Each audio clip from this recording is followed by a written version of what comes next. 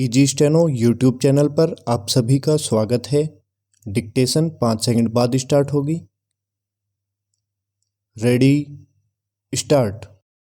अध्यक्ष महोदय, 10वीं पंचवर्षीय योजना पर विचार करते समय सदन के दोनों पक्षों के सदस्यों ने जो महत्वपूर्ण प्रश्न उठाए हैं उन पर विचार किया जाना बहुत आवश्यक है।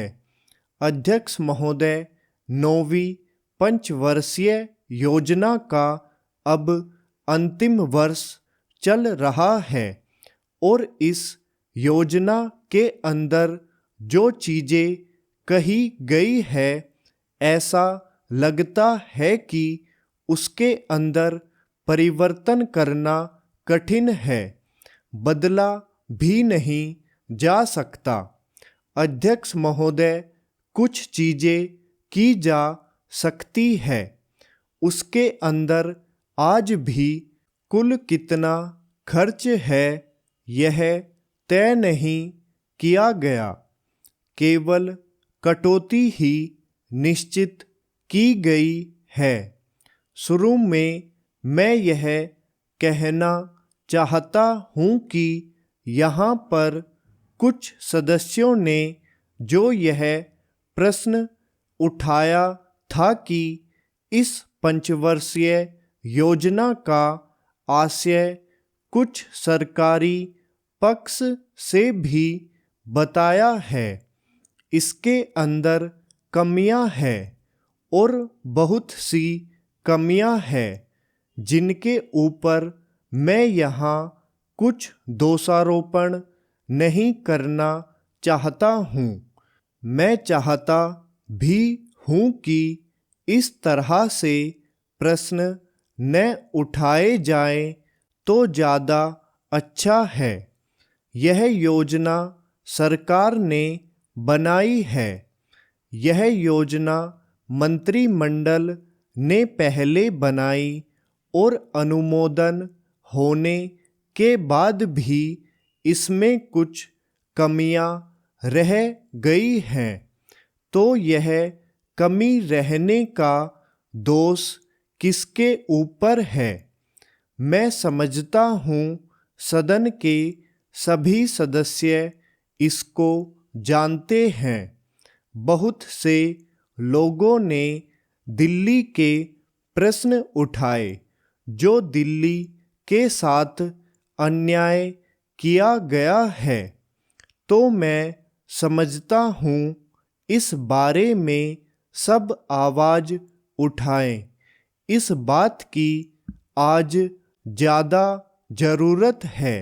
मैं यह कहना चाहता हूँ भारत सरकार से या जिन्होंने ये सारी योजनाएं बनाई, उन्होंने वास्तव में यहाँ के साथ बड़ा बुरा किया, यहाँ के साथ अन्याय किया, क्योंकि उन्होंने इस पंचवर्षीय योजना को बनाते समय ध्यान नहीं दिया कि क्या योजना बना रहे हैं, गलत बना रहे हैं या सही बना रहे हैं, इनसे क्या लाभ हानि होगा।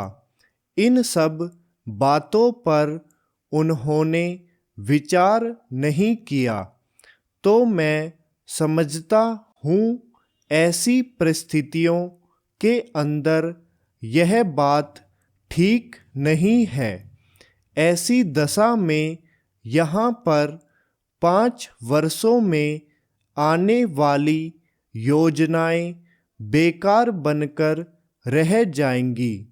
जो कटौती निश्चित की गई है उसको समाप्त करना चाहिए, ताकि दिल्ली को हम अंतर्राष्ट्रीय स्तर का एक आदर्श नगर बना सकें।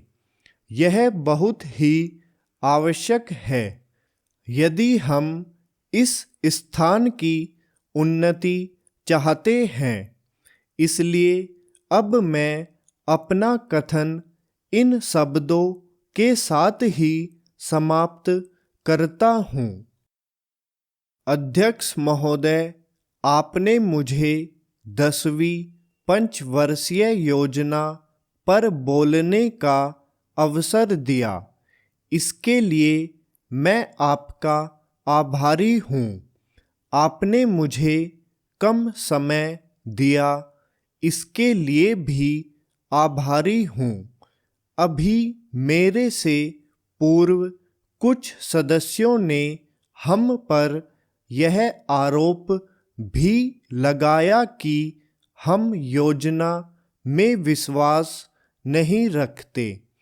उन्होंने तो यह भी कहा कि हमारे चुनाव घोषणा पत्र में भी उनको इस बारे में कुछ नज़र नहीं आया। मैं इस बारे में यह निवेदन करना चाहता हूँ कि उन्होंने कोई दूसरा घोषणा पत्र देखा, गलत घोषणा पत्र पढ़ा और उसी को हमारा घोषणा पत्र समझ बैठे। लेकिन मैं यह कहना चाहता हूँ कि हमारा घोषणा पत्र इस समय मेरे पास है। इस घोषणा पत्र में हमारी घोषणा में योजना के बारे में स्पष्ट रूप से कहा गया है कि हम योजना पर विश्वास रखते हैं, लेकिन ऐसी योजना पर विश्वास नहीं रखते जो जनता के दुखों को दूर नहीं कर सकती, जो जनता के कष्ट दूर नहीं कर सकती। आज तक जितनी भी योजनाएं बनाई गई हैं, जिन्हें हम पहली पंचवर्षीय योजना, दूसरी पंचवर्षीय योजना और 10वीं पंचवर्षीय योजना आदि कहते हैं, और उन योजनाओं में हमने जो कुछ निर्धारित किया, उनसे हम जनता के दुखों को दूर नहीं कर सके और जनता के कष्ट दूर नहीं हुए। इन योजनाओं के परिणाम भी हमारे सामने हैं। बड़े बड़े अनुभवी बैठे, उन्होंने योजनाएं बनाई, लेकिन योजनाएं ठीक प्रकार से कार्यान्वित नहीं की गई। उन योजनाओं में काफ़ी दोष थे, जिसके कारण ये योजनाएं लोगों के दुखों को दूर नहीं कर सकी। लोग दुखी ही रहे। मैं यहाँ पर कहना चाहता हूँ कि जो हमारी योजना थी, उसका परिणाम क्या निकला? उसका परिणाम यही निकला कि हमें रुपये का मूल्य कम करना पड़ा। जो योजना होती है वह राष्ट्र धन को ऊंचा करने के लिए बनाई जाती है, लेकिन हमारे सामने आंकड़े हैं।